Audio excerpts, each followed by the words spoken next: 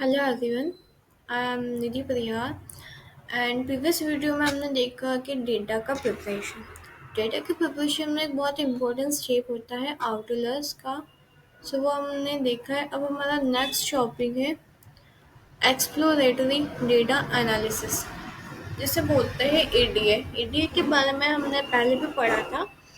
So exploratory data analysis EDM is the process of examining and understanding data before formal modeling.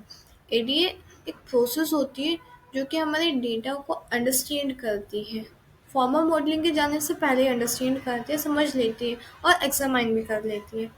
It helps uncover patterns, detect anomalies, test hypotheses, and check assumptions through summary, statistics, and visualization. Here is an overview of common step in ADA using Python. Next topic is how to construct a bar graph with overlay. So to construct a bar graph with an overlay, you can use Python or R to visualize categorical data with an added dimension such as subcategories. Here's how you can create a bar graph with overlay in Python. Import Seaborn as SNS. Seaborn को हमने rename करके लिखा है SNS.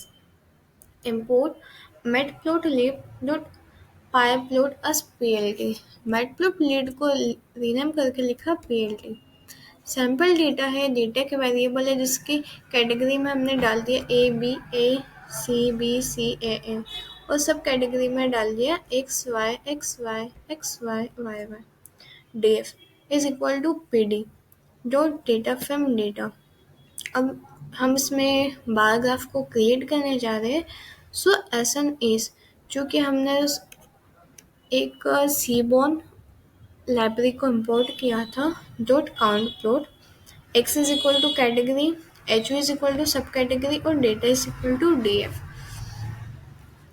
P L T dot title इसको हमने plot लिब और Python plot को import किया था जिसे रीनेम करके हमने लिखा था plt. Bar graph with overlay plt.show. So next topic is how to construct contingency tables. So contingency tables, also known as cross tabulation, show the frequency distribution of two or more categorical variables, making it easy to observe the relationship between them. Here's how to construct contingency table in Python. Import pandas pd sample data data category. Category में हमने डाल दिया A B A C B C A B। सब category में XY को डाल दिया है DF PD dot data frame. अब हमें कंटिजेंसी टेबल क्रिएट कर रहे हैं। सो कंटिजेंसी टेबल में कर दिया PD dot cross tab DF category of DF सब कैटेगरी और प्रिंट करवा दिया हमने contingency table. Next topic is how to construct histogram with overlay. So constructing histogram with overlay allows for comparing the distribution of a continuous variable across different groups. Here's how to create overlapped histogram in Python.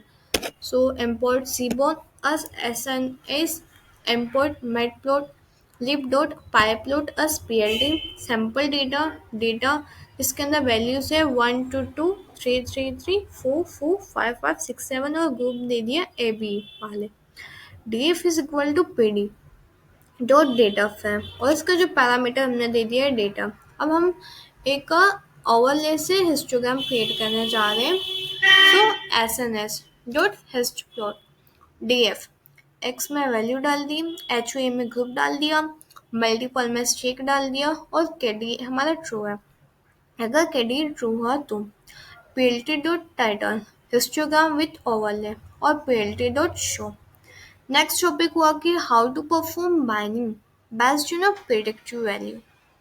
Binding based on predictive values involve converting a continuous variable into categorical beans in a way that enhances predictive power in a model. This process, also known as predictive binding or supervised binding, can improve model interpretability and reduce the impact of outliers. Hence, how to perform binning based on predictive values in Python. Import pointers is PD sample data. DF is equal to PD dot data value frame value and the area 1, 5, 10, 15, 20, 25 and 30 अब हम binding perform कर रहे हैं so D F bind is equal to P D dot cut P D values bins is equal to 0, 10, 20, 30 label is equal to low medium high और D F को print करवा दिया इसकी समरी बोलती है कि पैराग्राफ विथ ओवरलैप सो ये help करता है compare count across multiple categories कि मल्टीपल कैटेगरीज में काउंट करने के लिए हेल्प करता है contingency table show the frequency of categorical combinations histogram with overlay useful for comparing the distribution of continuous variable across groups binding converts continuous data into categorical binds based on predictive significance. So these EDF techniques help make data easier to interpret, visualize, prepare for further analysis. Thank you.